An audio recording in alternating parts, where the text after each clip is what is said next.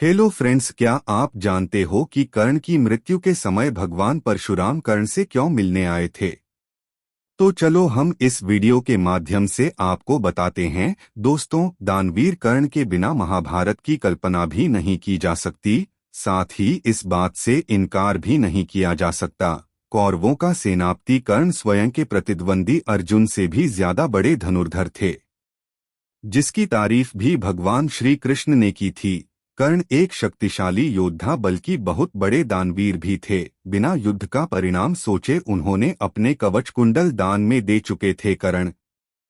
लेकिन कहते हैं कुसंगति का असर घातक होता है, और यहाँ पर कर्ण और दुर्योधन से मित्रता का परिणाम था, जिसके कारण उन्होंने कहीं गलतियां की थी जिसने कर्ण को महाभारत के युद्ध में कमजोर बना दिया था।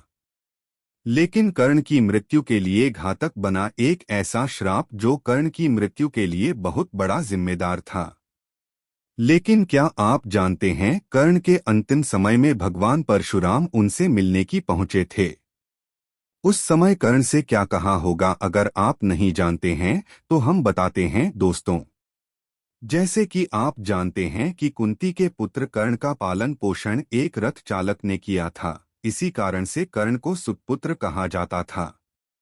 लेकिन कर्ण की वीरता को देखकर दुर्योधन ने उन्हें अंग देश का राजा बना दिया था।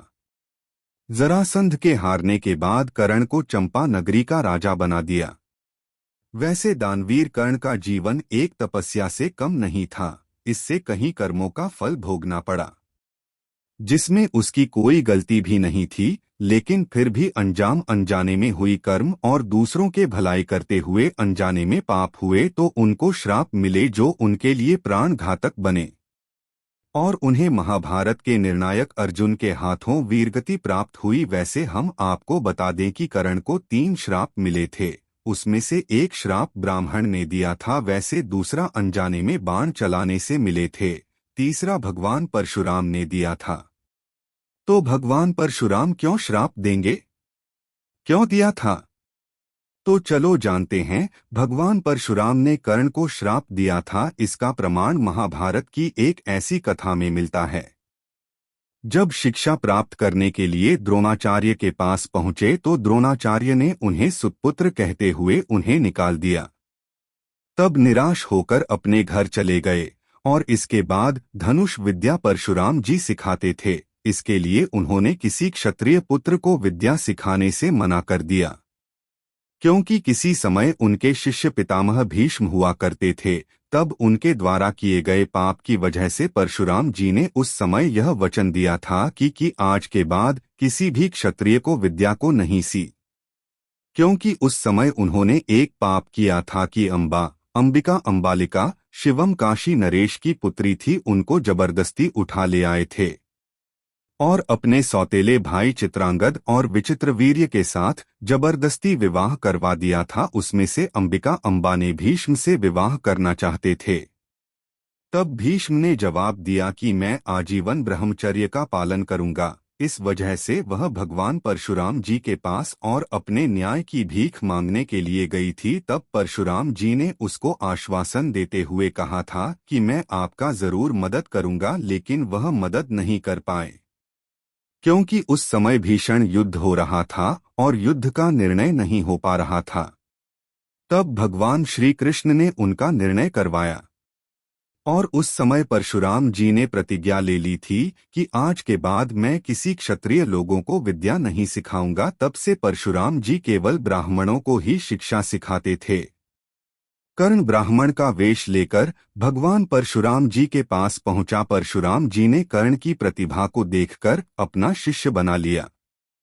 एक दिन परशुराम जी शिक्षा देने के बाद बहुत थक जाने की वजह से वह थोड़ा आराम करना चाहते थे, और उन्होंने कहा, कर्ण मैं आराम करना चाहता हूँ। तब कर्ण ने अपने गुरुजी को अपनी जांघ पर सर रखकर सोने के लिए कहा। परशुराम जी वहीं पर सो गए। तब कुछ समय के बाद एक बिच्छू आया और कर्ण की जांघ को काट लिया, डंक मारना शुरू कर दिया, और उसकी पीड़ा इतनी ज्यादा असहनीय थी कि वह सहन नहीं कर पा रहे थे। पर करते भी क्या, अगर वह अपनी जंघा को हटा लेते तो गुरुदेव की नींद भंग हो जाती। तो इस कारण कर्ण ने जंगा नहीं हटाए और उसके बाद बिच्छू बार बार डंक मारने की वजह से गरम गरम खून निकलने लगा और वह गर्म खून परशुराम जी के शरीर से लग गया और परशुराम जी तुरंत खड़े हो गए। परशुराम जी ने कर्ण से कहा, इतना घनघोर पीड़ा कोई ब्राह्मण कैसे सहन कर सकता है? ऐसी पीड़ा सहन करने वाला कोई ब्राह्मण नहीं सकता है।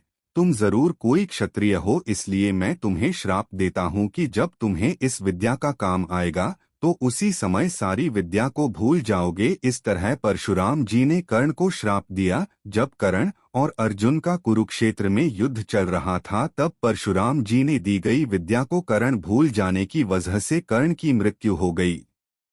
कर्ण की मृत्यु के बाद परशुराम जी क्यों आए थे दोस्तों? तो महाभारत युद्ध के बाद जब कर्ण अपनी अंतिम सांस ले रहे थे तब भगवान परशुराम जी उनके पास आए थे और कहने लगे, इसी दिन के लिए तो मैंने श्राप दिया था कि है कुंती पुत्र कर्ण, तुम्हें इसी युद्ध में हारने के बावजूद तुम्हें कुछ भी नहीं मिलेगा। अगर तुम वासुदेव कृष्ण के होते हुए भी युद्ध में जीत जाओगे तो तुम कंगाल हो जाओगे। इसलिए दानवीर कर्ण विजय सिर्फ पांडवों का अधिकार है और तुम दान देने के लिए प्रसिद्ध हो, ना कि लेने के लिए। और इसलिए अपने भाग्य से संधि कर लो। अभिमन्यु की हत्या में तुमने भाग लेकर दुर्योधन के कर्ज से मुक्त हो चुके हो और सब कुछ जानकर भी अनजान ना बना है पुत्र। मेरे आशीर्वाद की छाया में आ जाओ और याद रखो, मृत्युलोक हो या स्वर्ग लोक, जब वीरों और महावीरों में तुम्हारा नाम लिया जाएगा तो सब वीर खड़े होकर तुम्हारे नाम की जय जयकार करेंगे। यही थी परशुराम के द्वारा कर्ण से मिलने की श्राप की कथा। तो दोस्तों, आपको वीडियो कैसा लगा हमें कमेंट में जरूर बताएं और आपका बहुत बहुत धन्यवाद।